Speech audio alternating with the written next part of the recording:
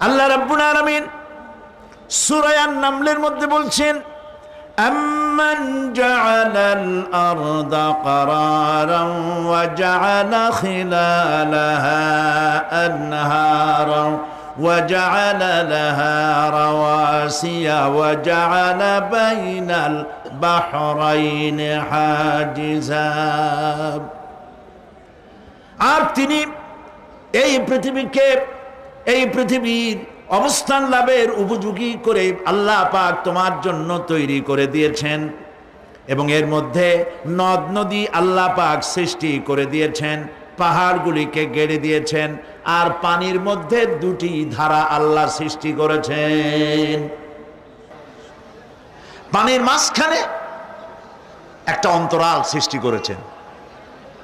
এটি একটা তো আবিষ্কার হয়েই গেছে, সেটি হলো